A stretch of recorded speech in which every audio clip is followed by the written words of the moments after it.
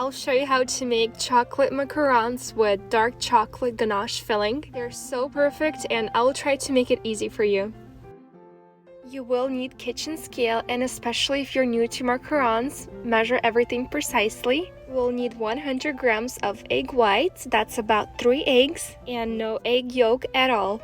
Then you'll measure all the dry ingredients. We'll need 110 grams of white sugar, 15 grams of cacao powder, 115 grams of powdered sugar, and 140 grams of almond flour. Use a mesh strainer with the smaller holes. Filter out all the bigger pieces. We don't need them in our macaron batter. I'm doing almond flour first because it takes the longest. Use a fork that will help you to get the most out of the flour. And everything that is left afterwards, we're gonna discard.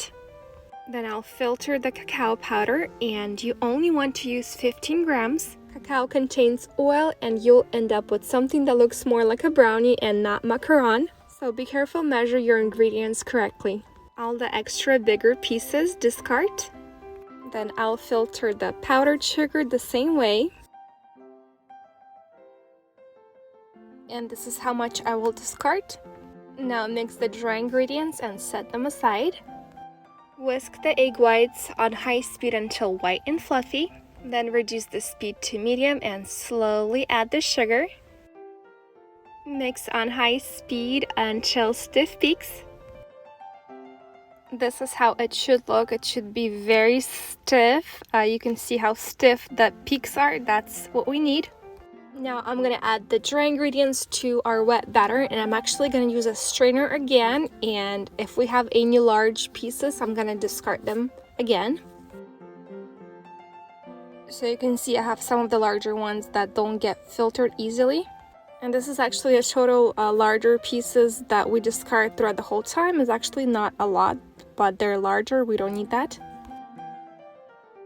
Now get a silicone spatula and mix everything together. And you have to be very careful. If you undermix, macarons will crack. And if you overmix, they'll be flat. So we have to get it right.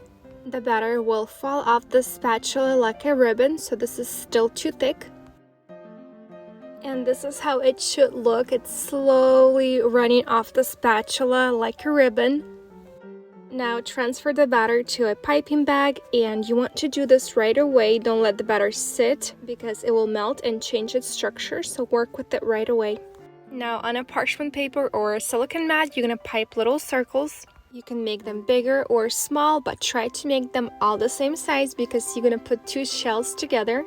And they will expand just a little, maybe 1/4 of what they are, so give them some room.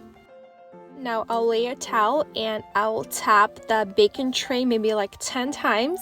I know they all say like few times, but I actually do until I see the macaron shell gets flat. I want all the air come out. I don't want the macarons to crack in the oven, so after I did this, I'll get a wooden stick and I'll correct all the little bumps and imperfections if I'm not too lazy.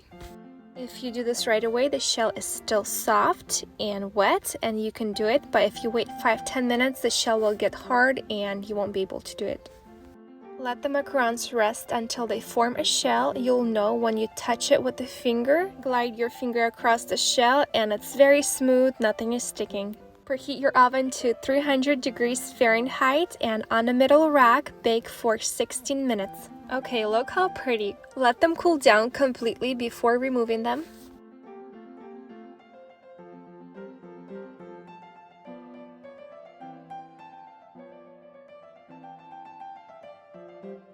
Find a perfect match for each macaron.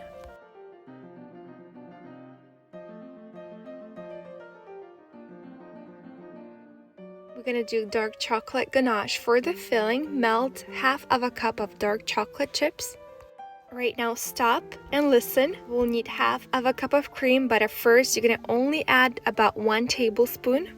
If you add the whole thing right away, the texture will be ugly, but to make it smooth and rich, we're gonna mix it with the mixer. Then you're gonna add a few more spoons and give it another mix. Do you see how beautiful this is? You're gonna add more until you finish adding the whole thing. Mix for a minute or so to get fluffy texture. So creamy and smooth. Transfer the cream to a piping bag. If the cream is runny, you can chill it in a refrigerator to make it more thick, and that will help you control the flow when piping.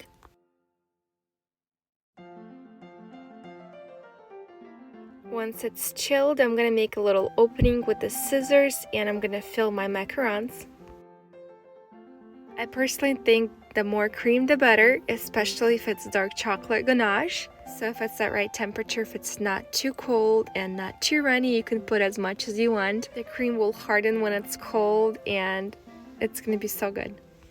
They're so perfect. They have crunchy shell, chewy on the inside, rich dark chocolate ganache. When you bite the macaron, it's full, it's not hollow, and the combination of the flavors, I love it. It's so good.